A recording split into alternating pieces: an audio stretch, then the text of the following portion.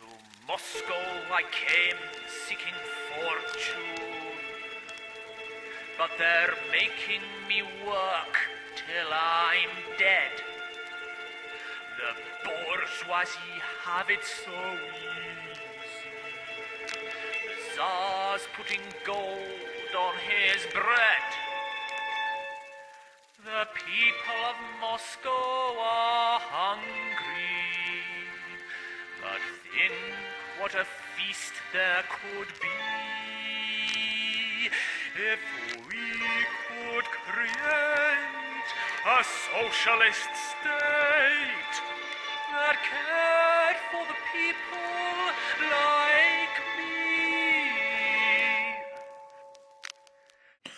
Bom dia, boa tarde, boa noite, sei lá. Aqui é seu colega de classe, o lindo, maravilhoso, magnânimo, Fernando Miranda, e nós vamos rever hoje a Evolução Russa. Exatamente o que vocês estão pensando. É a história de como a Madarasha virou Madarasha.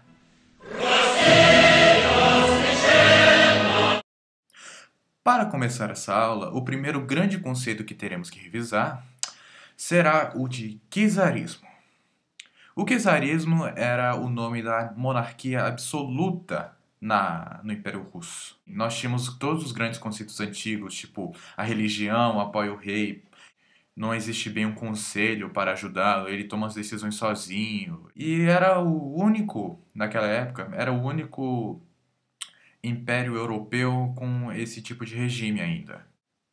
E o czar da vez era o menino Nicolau II, da dinastia Romanov.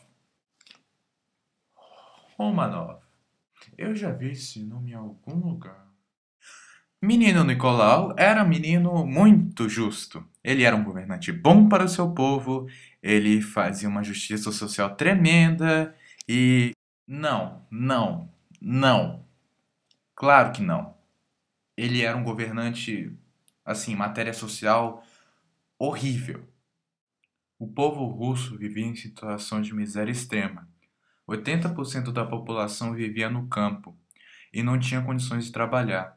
20% que vivia na cidade também era muito explorada e não tinha direitos. O poder do czar estava relativamente equilibrado. Ele não tinha grandes ameaças para o seu domínio e era apoiado pela aristocracia, o exército e pelo clero. Então, no caso, qual foi o choque que começou a bola de neve que foi a Revolução Russa?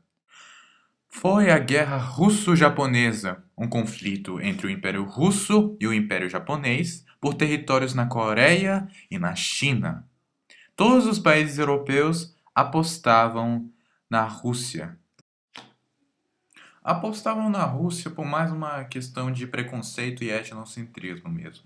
Era um império mais fraco economicamente daquela época, se não estou errado, mas era um império europeu e o maior em extensão. Então, eles criam que o Império Japonês seria esmagado pelas forças russas, pelas forças do homem branco europeu, do país que venceu Napoleão. Mas o que aconteceu não foi bem isso. Os russos levaram uma coça do Japão. Vocês lembram de como eu descrevi o exército russo no meu vídeo de Primeira Guerra Mundial? Que a situação estava deplorável, que eles não tinham roupas, não tinham alimentos, não tinham nem armas, que estavam mal supridos. Então, se estava na situação naquela época, imagina agora, tipo uns 10 anos antes mais ou menos. Assim, além disso, a marinha russa estava completamente obsoleta e ultrapassada. E, por outro lado, o Império Japonês tinha um exército bem suprido, bem treinado, com roupas, armas, munição, alimentos, com mantimentos em geral.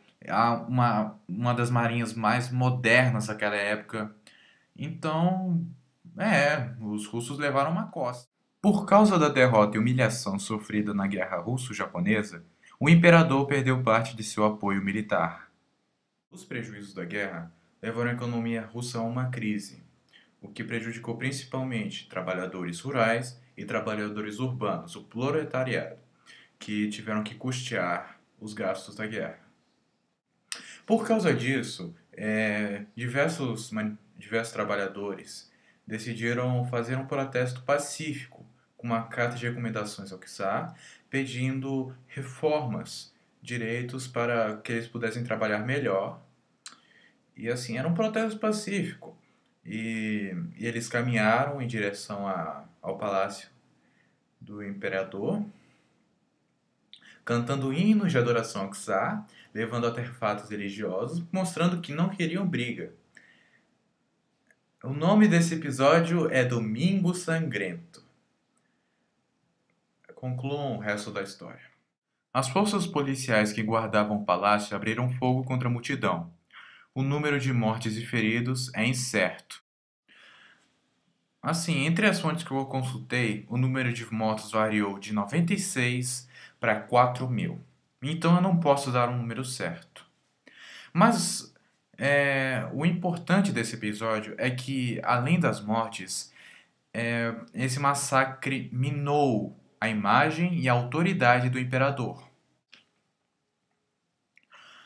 Não se vendo capaz de conter essa crise social sozinho, o imperador decidiu renunciar ao absolutismo de uma vez e criar a Duma, que foi uma espécie de parlamento russo, criando assim uma monarquia parlamentarista, e ele também autorizou a criação dos sovietes. Os sovietes são um protótipo de sindicato. Nele, nós temos trabalhadores se reunindo e discutindo e debatendo em busca de seus direitos. Segundo o decreto que criou os sovietes, eles tinham voz e deveriam ser ouvidos pelo parlamento. Com essas implementações, o imperador, o czar Nicolau II, conseguiu segurar as pontas por um bom tempo. Até aquele negócio, como é que é aquele negócio mesmo de Primeira Guerra Mundial? Porque sabe aquela humilhação que eles sofreram na Guerra Russo-Japonesa, de não conseguirem nem lutar direito? E, tipo assim, aquilo foi só meio que tipo um ano. E imaginem mais ou menos uns 4 anos desse tipo de humilhação e derrota e vexame sob o cenário internacional de uma forma nunca vista antes. Antes de podermos continuar, coleguinhas, vamos ter que ver alguns conceitos importantes. Conceitos que nos ajudarão a entender as motivações da oposição ao regime czarista e que nesse período o derrubou. Esses conceitos são comunismo, socialismo e anarquia. O comunismo prevê praticamente um regime utópico, em que não existem leis e não existe governo para regular a população. A sociedade vive para a sociedade, trabalhando para se sustentar, sem necessidade de ordem do governo. Segundo o comunismo, todos os indivíduos são iguais. Ah, que meigo! Que coisa mais linda! Para se chegar a essa sociedade, existem duas maneiras, que no caso uma delas é o socialismo. O socialismo é uma espécie de transição entre um Estado capitalista com seu capitalismo avançado e uma sociedade comunista sem classes e sem propriedade privada. Nesse Estado, o governo regula as relações de igualdade.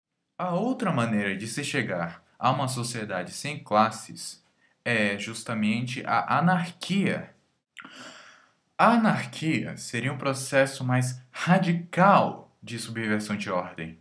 Nós partiríamos de um governo capitalista avançado direto para uma sociedade comunista sem fase de transição.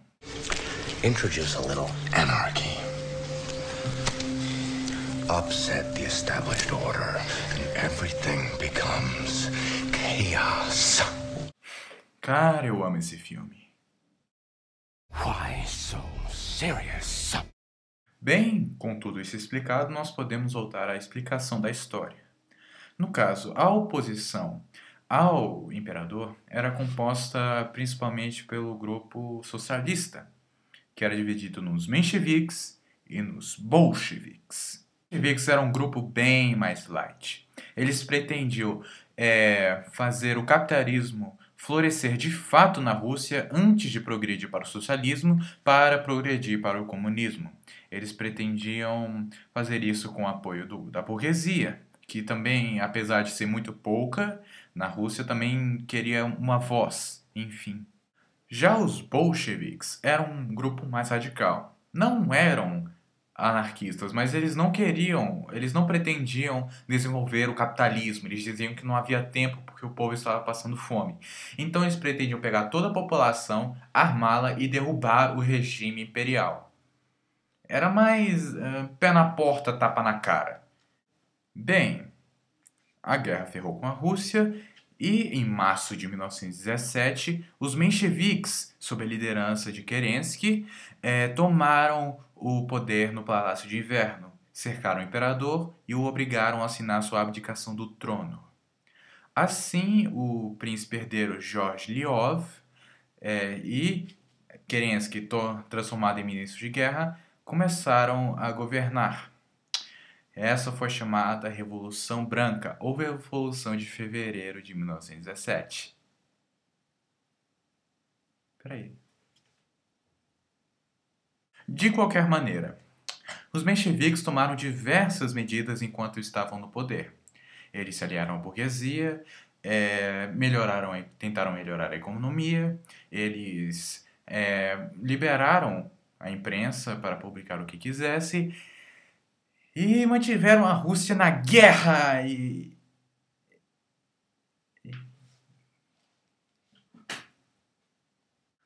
Tá bom.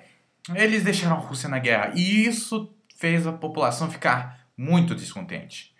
Tanto é que os bolcheviques, que foram meio que mantidos de fora dessa revolução, tomaram muita força. Eles já eram maioria no partido e agora ganharam apoio popular. Liderados por Lenin e Trotsky, eles tiraram os mencheviques no poder na chamada Revolução Vermelha, ou Revolução de Outubro, que aconteceu em novembro de 1917.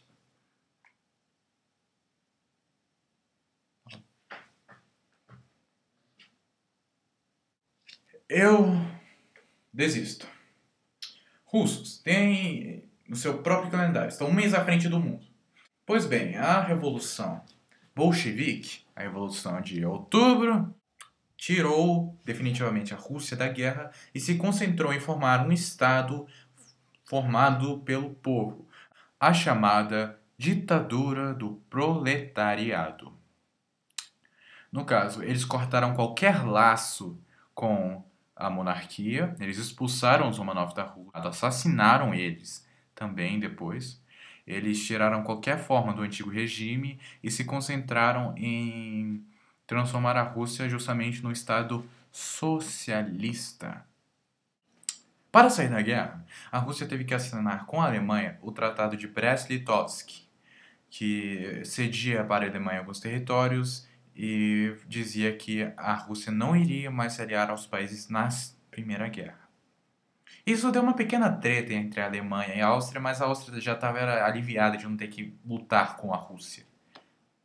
Mas nem tudo eram flores vermelhas camaradas com foices e martelos no horizonte, porque os mencheviques não sairiam tão fácil assim do poder. Os mencheviques se aliaram a exércitos de potências imperialistas, mais forças aristocráticas e inclusive forças monarquistas para derrubar o regime bolchevique e transformar justamente a Rússia num império capitalista. E seguiu com aquele plano de desenvolver capitalismo, para ir para socialismo, para ir para comunismo. Isso deu origem à Guerra Civil da Rússia. Os bolcheviques tiveram que organizar um exército rápido. Então, Lenin e Trotsky, especialmente, organizaram a população em um único exército, chamado Exército Vermelho, para defender a Revolução. No caso, no final, o Exército Vermelho venceu, os bolcheviques prevaleceram e criaram a União das Repúblicas Socialistas Soviéticas.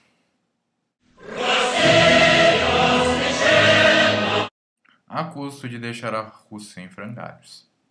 O país ficou completamente arrebentado depois da Primeira Guerra e depois dessa guerra civil. Então, Lenin foi obrigado a adotar a NEP, a chamada Nova Política Econômica, que adotava medidas socialistas e capitalistas para tentar fazer a economia russa ficar um pouco melhor.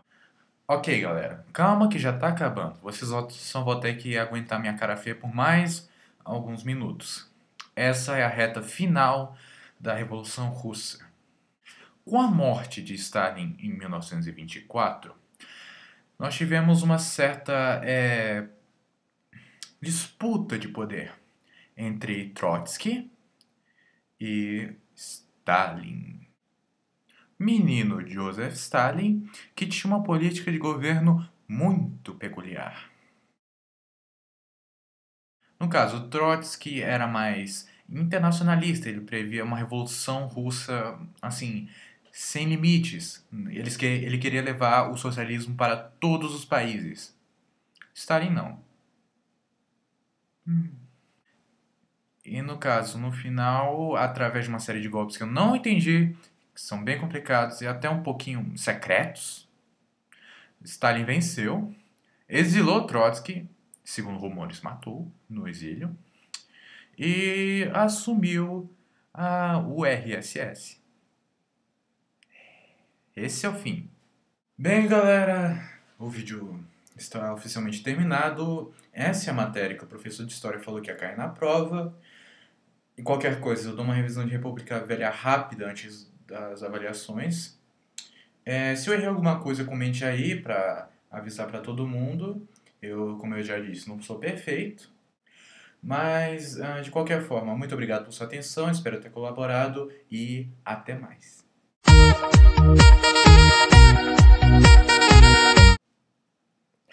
Natasha Romanoff, a Viúva Negra, era isso!